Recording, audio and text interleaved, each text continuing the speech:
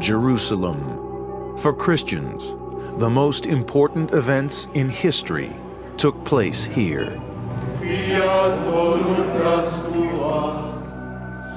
The Bible says this is the city where Jesus lived his last days and was crucified. What happened here changed the world. Over 2,000 years, the city too has changed. Destroyed and reconstructed more than 20 times in as many centuries. Only fragments, traces, and ruins remain of the Jerusalem that Jesus would have known. Now, building on decades of research with state-of-the-art 3D graphic modeling, we can reveal what it would have looked like to him. The streets and gateways through which he would have walked. The complex water system which kept this desert city from thirst. The pools where some say Jesus performed miracles. The temple complex, the heart of the city and of the Jewish faith, where Jesus taught and prayed. An extraordinary piece of engineering that was razed to the ground almost as soon as it was completed. We will reveal the lost world of the Gospels, Jesus, Jerusalem.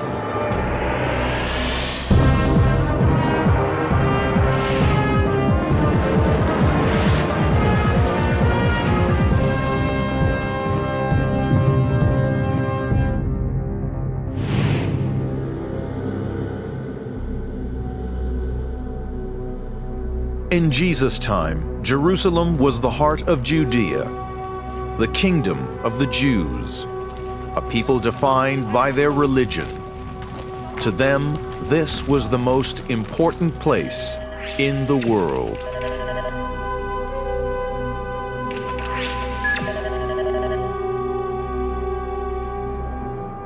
The Gospels describe 3 different occasions when Jesus came to this city.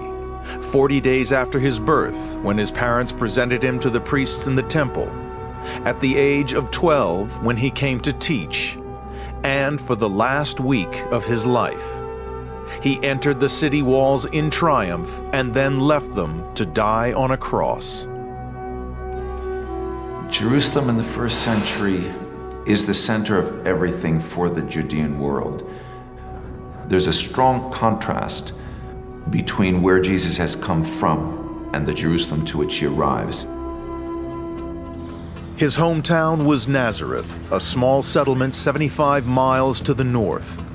Nazareth had a reputation for being rough and uncivilized. It could not have been more different from Jerusalem. He comes from the country, and now he's coming to the city.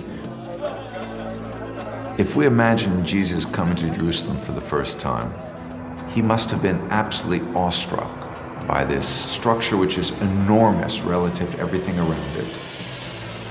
This structure is the Temple Mount. For investigators trying to piece together what this city looked like in the first century, it presents a unique challenge. Most of what was built here has been lost to time, destroyed within decades of Jesus' death by a rampaging Roman army. And because this site is sacred to 3 of the world's great religions, Judaism, Christianity, and Islam, no excavations have been allowed here for more than 150 years. Nevertheless, through detective work and the study of ancient records, it is now possible to rebuild the Temple Mount as Jesus knew it and uncover the secrets of its construction. It was the brainchild of Herod the Great, king of Judea at the time of Jesus' birth. Herod's achievements will always be overshadowed by what is written about him in the Bible. That he ordered the slaughter of newborn babies, that he tried to murder the infant Christ. Herod generally gets a bad rap in history. Herod was an extraordinarily skilled administrator. He was also a visionary builder.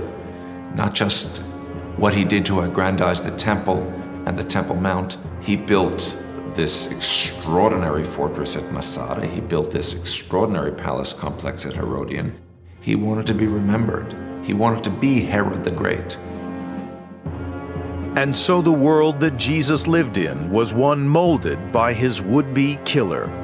In around 15 BC, Herod had embarked on a plan to build a new temple complex, far more grand than what already stood there. He would triple the size of the existing structure to make it cover an area equivalent of 25 football fields.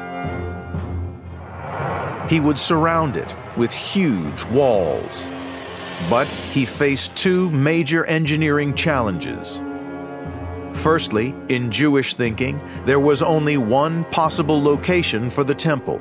He would have to demolish the existing structure, and the priests didn't trust him. They didn't believe he'd finish the job. To prove his good intentions, every stone needed for the new building would be quarried before work began on the site. 1 million tons of stone from sites all around the city. It took 8 years. A still greater challenge was that the summit of the Temple Mount was a peak, not a plateau. More than that, it was simply too small for Herod's plans. Herod arrived at a simple but extraordinarily ambitious solution. He made the mountain bigger. The Temple Mount that Jesus knew was in fact the largest man-made structure on earth. The floor of the plaza, which would hold up to 250,000 people, was effectively a roof. It covered a network of chambers. If we look at the Temple Mount today, we see a flat, huge area, which is all leveled. But in matter of fact, it is all artificially built. There is a mountain hidden at the very center, and the mountain looked like that, and what was added is a hanging floor going all the way here, and the walls around here, the retaining walls, support it. How one hang a floor like that? By supporting it with a lot of arches, walls below. In the southeastern corner of the Temple Mount, there are 4 levels of arches making vaulted rooms. Each arch is 20 feet wide and 20 feet high. The technique of arch building is well known in Herod's time. The Romans use it extensively. What's different here is that Herod's men used not concrete, but the local limestone. The result was a perfectly executed piece of engineering with 3 major advantages. It was strong enough to carry the weight of tens of thousands of pilgrims. It was long-lasting. It helped it to last almost forever. We are now looking at the building 2,000 years later, and it is still here, and strong and very impressive. It was also light. If Herod had tried the alternative, to simply fill this space with earth or rubble, the weight on the retaining walls would have been far too great. They would have had to have been made even thicker, or they would have collapsed. As it was, the walls that surrounded the Temple Mount were vast. They were 15 feet thick, and rising above the plaza, they stood more than 120 feet high. They were made from hand-carved stone blocks. The Temple Mount is about a mile in circumference. So we can say that a single layer of stone would be, let's say, 800 to 1,000 pieces. On average, each of these stones weighed around 9,000 pounds, roughly the weight of a full-grown elephant.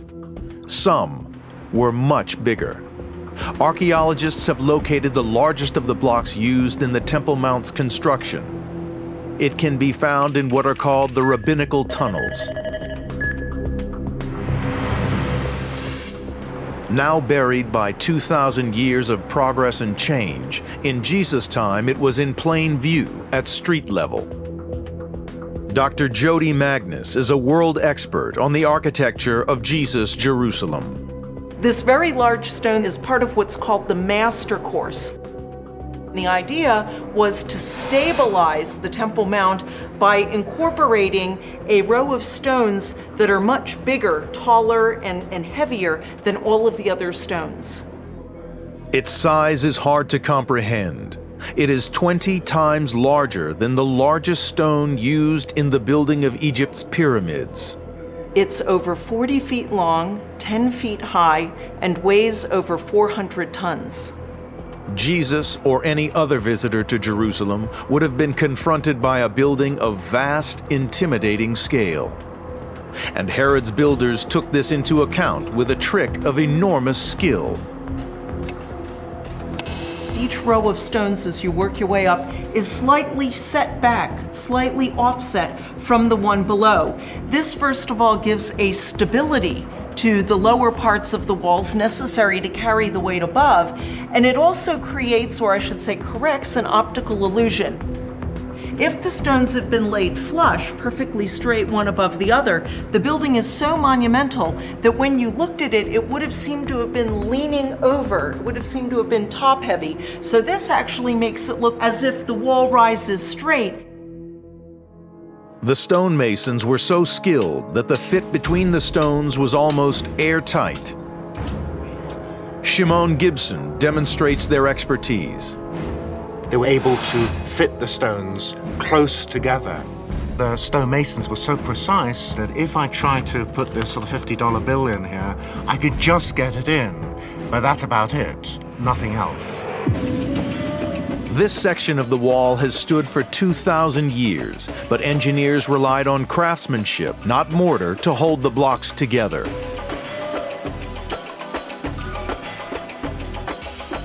"18,000 people were employed in building these walls. Work began 15 years before Jesus' birth. It was still going on 80 years later. The complex as Jesus knew it was the world's biggest construction site. But we can now create what it looked like on completion, the largest structure on Earth. It stood for only 5 years before a brutal Roman army tore it down. According to the Gospel of St. Mark, Jesus is said to have pointed to the structures on Jerusalem's Temple Mount and said, "Do you see these great buildings? There will not be one stone left upon another that will not be thrown down." 40 years later, these words were proved to be prophetic.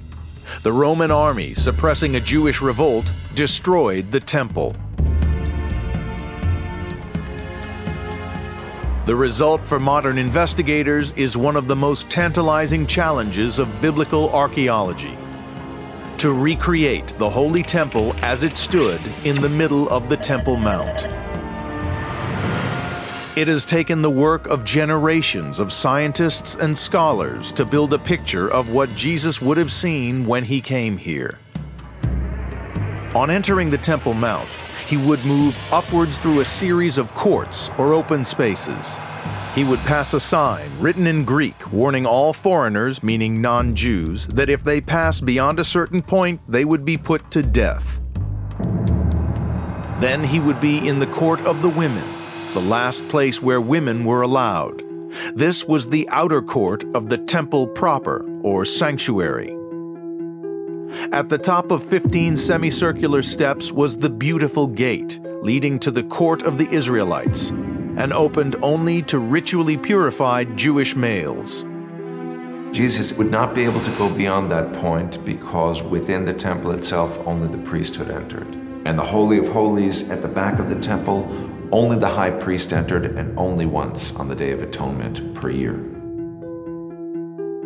Piecing together the evidence from written sources, it's possible to establish what the exterior of this jealously guarded sanctuary looked like. Archaeologists have calculated the height of the temple sanctuary compared to the structure that stands there now, the Muslim Dome of the Rock. The wonderful Islamic building there is exactly half the height of the temple at Herod's and Jesus' time. So this cavernous structure was the height of a 15-story office block. Our investigators want to know how the temple's builders managed to erect such a building with only the very primitive tools and lifting devices available in Jesus' time.